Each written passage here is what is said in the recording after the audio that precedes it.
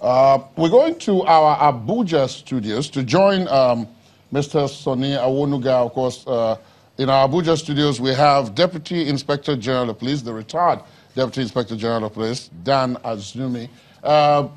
If you can hear me, Mr. Azumi, thank you. There he is. We've been talking since much earlier on in the day about logistics, twin levels of logistics in terms of men and materials and then security. And of course, there's a link between the two. You can't separate them. If men and material are not guaranteed security, then there's a problem. And indeed, already, if some of the things that have happened in the course of the run-up to this election are anything to go by, then security is going to play an even more critical role than we initially assumed.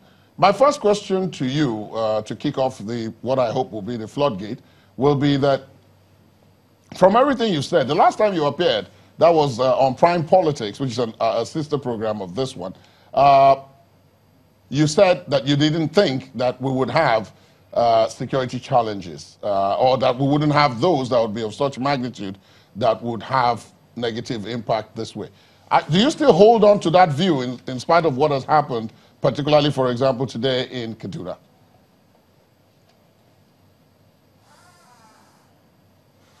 Good evening, viewers. Thank you, Ladi, for getting my name correctly this time around. Let me start by saying, to control crime, a great deal of intelligence on perpetrators, collaborators, and accessories before the fact is required if any achievement is to be made. Having said so, let me take you back a bit to what I witnessed or what I saw during one of the conferences in Abuja here, where the National Security Advisor himself came on air to tell us that some people were trying to foment trouble during the electioneering period or during the elections. I found it very, very amusing. And for those of us who are in the security industry, what we would have loved to hear from the National Security Advisor is that ABCD had been picked up based on intelligence that they are going to foment trouble during the elections. And they are helping the security agencies with their investigation, and very soon they will be charged to court for them to answer to their crimes. And then he would have added to say, with these people being picked up and other intelligence being mounted throughout the country, voters should feel free to come out and cast their votes. Secondly, the Honorable Minister of Information also organized a press conference where he also, alleged that some people were trying to cause trouble, or some people have planned or are planning to cause trouble during the elections. What one would have expected from the Honorable Minister, Alhaji Lai Mohammed, should have been that he has gotten information and he has passed it to the security agencies, and those people have been picked up and are now helping the security agencies with their plans to foment trouble. You see, if this had been done, in fact, the heated atmosphere would have been de-escalated. But this was not done. So we feel so sad that these things are allowed to go on. So with the background that I laid, if adequate intelligence is put around these political key figures, or those who are planning, or those who have planned to cause trouble, you will discover that the incidences would have been nipped in the bud, and would not have had the kind of crises that we have had so far. But like you asked, I still believe that these are just political propaganda, political warfare, psychological warfare by the politicians to outwit each other. So the security agencies, I believe, are bracing up to the situation. And I am assuring you that from tomorrow, we will not register or will not record bad incidences in the country. because the IG is working throughout the day and night, and he has placed officers on ground that are seasoned officers. I believe they are going to discharge their responsibilities. Besides, the other security agencies, the DSS, the military, the immigration, and other paramilitary services are there to assist the police in monitoring, in providing security for the peaceful conduct of the tomorrow's election and those that will follow. Looking at the security, let's say architecture now, 2011, 2015, and now, are you confident that there will be no issues for us to worry about tomorrow? I know you're saying that the IG is deploying men, and we talked about the number. My colleague talked about that a few minutes ago. But do you think that number is enough? And do you see us, walking into any such challenges?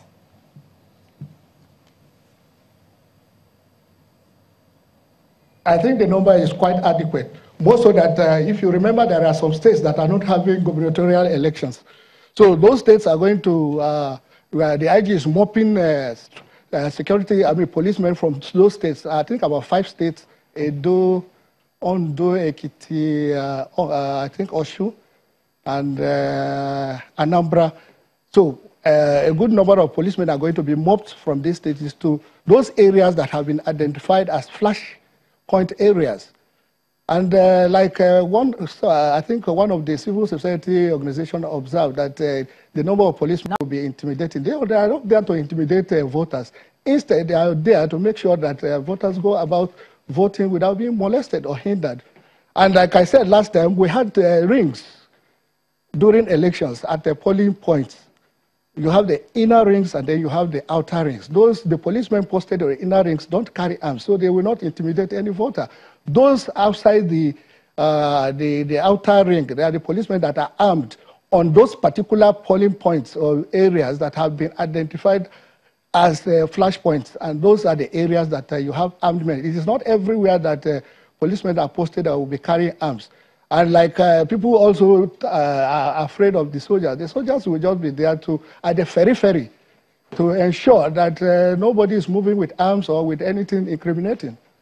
So I want to assure Nigerians that they should feel free to go out tomorrow morning and cast their ballots.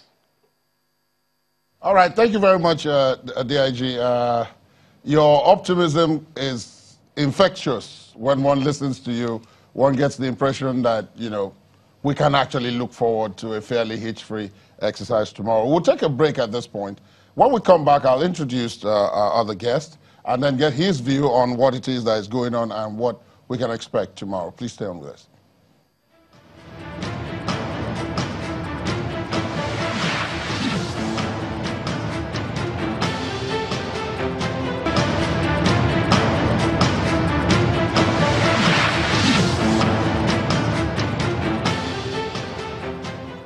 Okay, a full complement now. Welcome back to the Verdict Studios here, where we're taking a look at the preparations for the elections ahead of tomorrow. Now we're zeroing in, we're drilling down on security. And as we did say, we're now going to be exclusively focused on security. Apart from the retired Deputy Inspector General of Police, who is in our Abuja studios, we have since been joined in our Lagos studios by Mr. Tubosun. My apologies, by Mr. Femi Aratokunle, who is sitting directly next to me. He's a security expert who's based in the United Kingdom. Welcome to the program. Yeah, thank you so much. Good evening. And in our Abuja studios, we're also being joined by Mr. Tubos Abolari. If we see him, he's also another security. There he is. He's another security expert. So we now have a full complement. The 3 security experts, and of course, Mr. Awonuga, who is in between here. Let me start with you straight away, Mr. Aratokwale. I'm sure you've been following the conversation, you've been following the trend of it, and there may be people who say this is deja vu. Every time elections come around, Nigerians talk about security, but they don't prepare in between. Is that a fair comment? Well, to be honest with you, ladies and gentlemen, good evening, Nigerians. And I would tell you one thing, to be honest with you, we are not always prepared. We are always active when it comes to situations like this. We are never, ever proactive to situations around us when it comes to certain events. And this is one of the most historical events in Nigeria. It is a baby democracy, don't let us forget that. However, the people playing the game, they are no longer babies in this game at all. So the question is what exactly are they doing for the past 4 years that they can put a lot of things on ground and make it work? The architectural structure of security in this country is still not all right. It's still not up to the level we want it to be, but I believe they can actually make it work the way they want it to be. You know, INEC commissioned a report in 2011 about linking security to people's propensity to think less of our electoral process. That when it's coming around, people just feel, you know what, I think I want to stay at home. Yes, you say we're not doing much about it, but are we in the place we were following the 2011 violence? Could people associate this election in the same manner? Well, let me put it this way. I think we're having what we call the election fever. And you can see APC is jostling around, PDP is jostling around, and other political parties are doing their own bit as well.